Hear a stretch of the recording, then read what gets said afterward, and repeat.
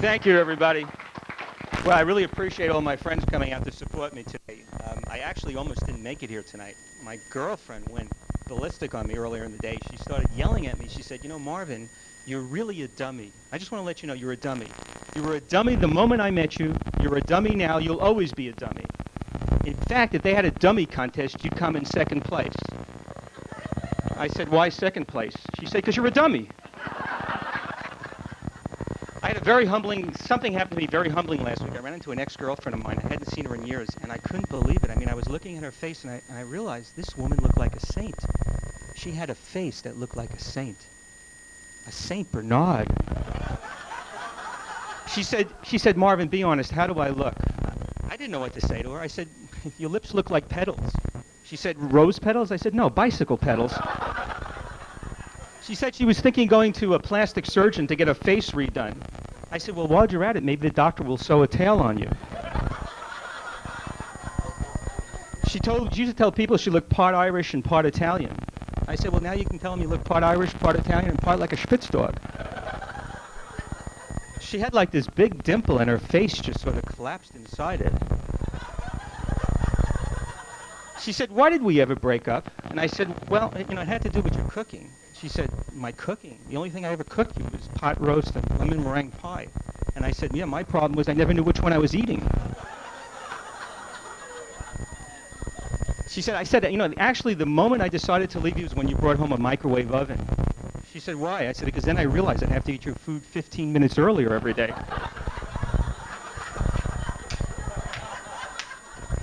I know this guy, he called the law offices a Stein, and he said, let me speak to Mr. Stein. And the voice says, Mr. Stein isn't in. So he says, okay, let me speak to Mr. Stein.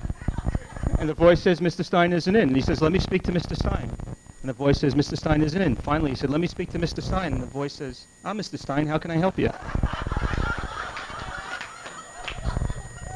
I hear about doctors are strange people. I heard this doctor goes to visit his patient in the hospital, and he says, I got some very bad news for you, and some good news.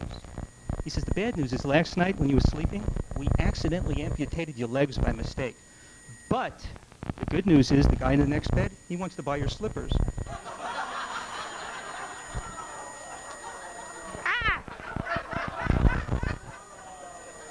I think I have a few worse than that. Another guy goes to the doctor and says, Doc, I'm having trouble going to the bathroom. I can't pee.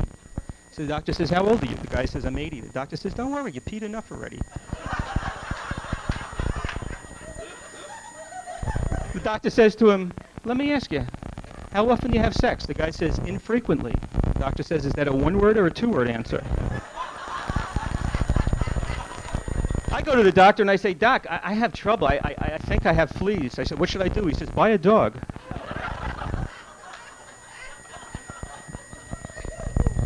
I said, Doc, I have another problem. I can't sleep at night. I didn't sleep at all last night. He said, what about the night before? I said, I slept fine. So he said, so go to sleep every other night. Doctor says, when's the last time you had sex? I said, I haven't been inside a woman since the last time I went to visit the Statue of Liberty. Hey, what's this with politicians? I don't understand. If George Washington never told a lie, how did he become president of the United States? Quayle's everybody's favorite guy. I mean, I love to make jokes about Quayle. Quayle actually did say he was going to be the first man to walk on the sun. They once asked Quayle if he ever masturbated, and he said, just once, but I never inhaled. Somebody asked Quayle during the height of the Gulf War, they said, Mr. Quayle, if you were president, would you defend the Straits of Hormuz? And he said, definitely. I would definitely defend the Straits of Hormuz. But the gays, they're on their own. There's some good news and bad news about Dan Quayle. The good news is he's decided he's definitely not going to run for president in 1996.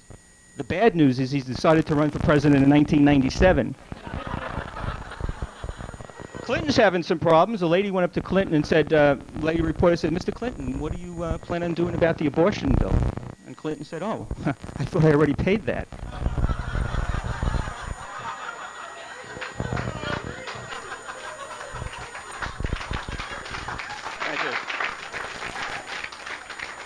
Ted Kennedy went to visit a grade school during Animal Week, and one of the little kids said, "Mr. Kennedy, can you tell me the difference between a pig and a fox?" And Kennedy said, "Yeah, about half a dozen vodka martinis."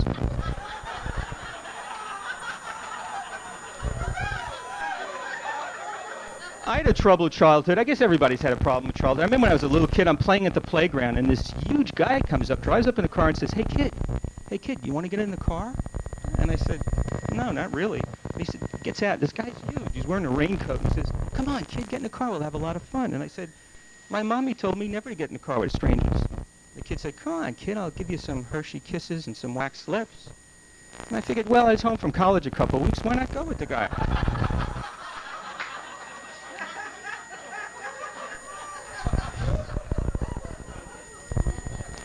My sister, she was a trip. My 10-year-old sister goes to my mother and she says, Mommy, where did I come from? My mother says, well, you come from God.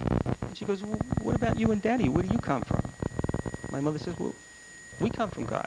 She says, well, what about Grandma and Grandpa? Where do they come from? My mother says, well, they come from God. My sister says, hasn't anybody had any sex in this family in the last 50 years? My brother had problem in school, too. I mean, they used to send him to the school psychiatrist. One day they sent him down there. The psychiatrist draws a picture of a cat and asks my brother, what does that remind you of? My brother says, sex. He draws a picture of a house. What does that remind you of? My brother says, sex. He draws a picture of a tree. What does that remind you of? My brother says, sex. The doctor says, the problem with you is you're obsessed with sex. My brother says, me? You're the one drawing all the dirty pictures.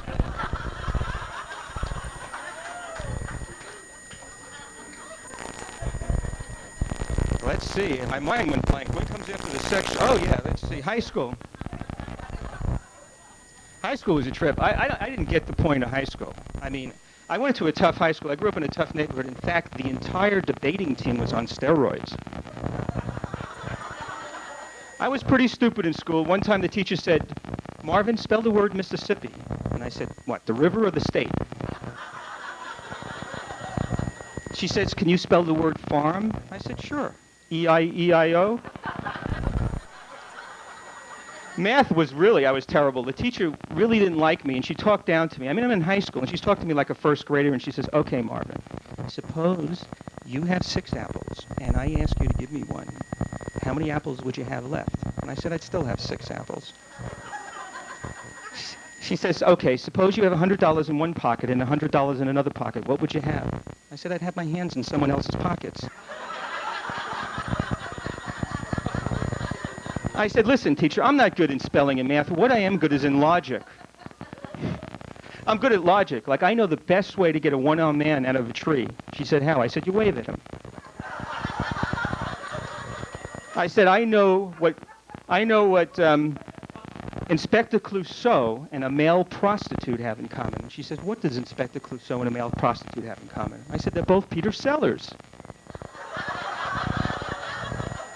High school is strange. You ever realize the crazy jobs kids have in high school? I mean, one time my friend came home. He couldn't find a job. Finally, he came home. He was so happy. He said he finally got a job. He's working part-time at the hospital. I said, what are you doing? He said, I'm an organ donor. I think they offered him like $3 for his rib cage. I had another friend. He couldn't find a job. He says he finally got a job. He's real happy. He's doing a lot of traveling. He's working in the circus. I said, what are you doing? He said, I'm a human cannonball. I got a job. I don't know where you can find jobs like this. You got to be in high school. I had a job. I worked in a fire hydrant factory. Where do you find a job like that? The problem with this job was I could never find a place to park. You know, high school kids now, they have it tough. When they go into a restaurant, the 2 sections are no longer smoking and non-smoking. They're now shooting and non-shooting. What's happening in the news? Oh, I read this the other day. The other day, a dwarf, they kicked this dwarf out of a nudist colony. They said the problem was he kept on getting in everybody's hair.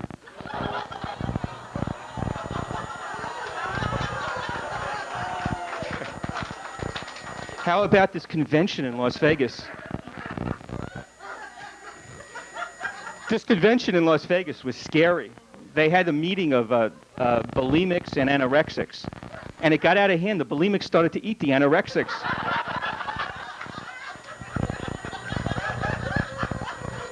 There was a great medical breakthrough. They just made a great medical breakthrough. They found out why so many Siamese twins are now moving from the United States over to England. so that the other twin can learn how to drive.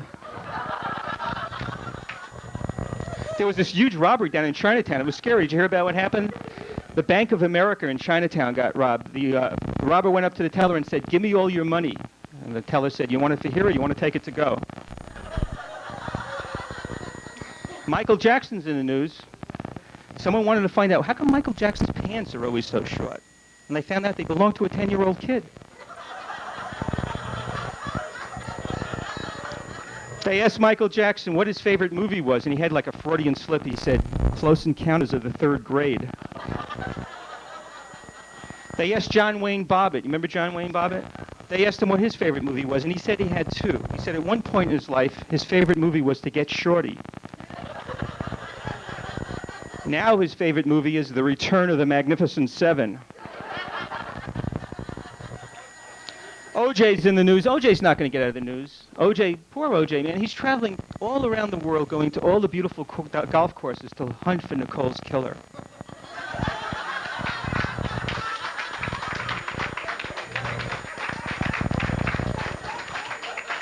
I heard a preview of Judge Ito's new book. He's going to say what OJ actually said to him right after the trial. OJ went up to him and said, "Hey, Judge, now that the trial's over, can I get my glove and shoe back?"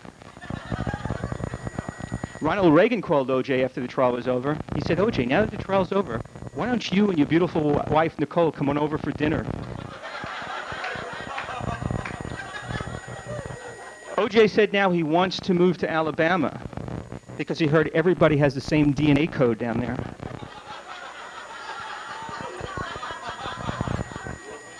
I heard about this old naked Indian man. He spent 50 years in India training his elephant how to talk.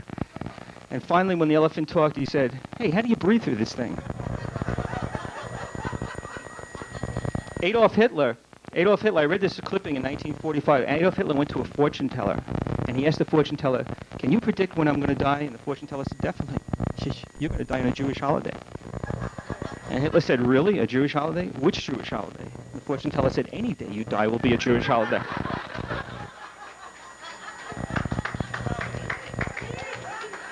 My mother's a trip. I didn't quite get the point. My mother was like in another world. I remember one day we were walking down the street and a bum came up to her and said, "Lady, I haven't eaten in a week." And my mother looked at me in the eye and she said, "My God, I wish I had your willpower."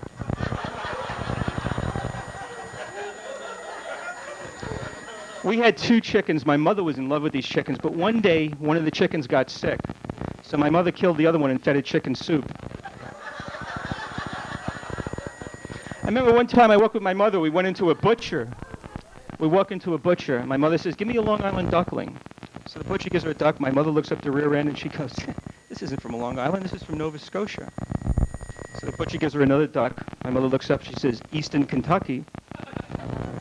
Butcher gives her the third duck. My mother looks up the rear end and says, "Come on, this is from Schenectady, New York." My mother turns to the butcher and she says, "What are you, a joker? Where are you from?" And the butcher turns around, bends down and says, "Suppose you tell me, ma'am."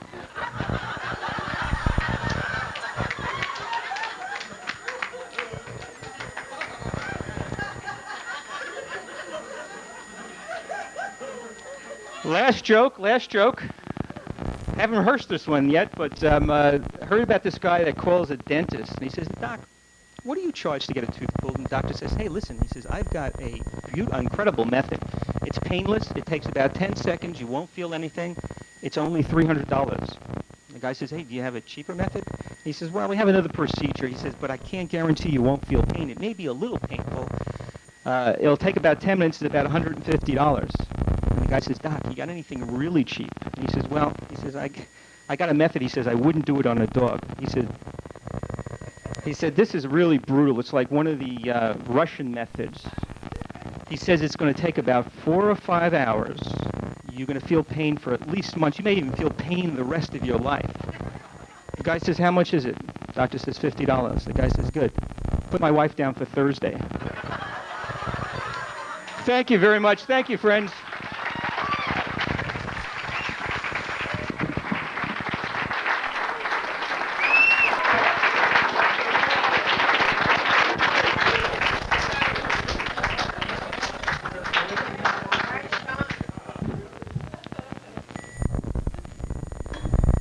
a thing in the news recently about documentaries, and I've had for a long time what I think would be a great idea for a documentary.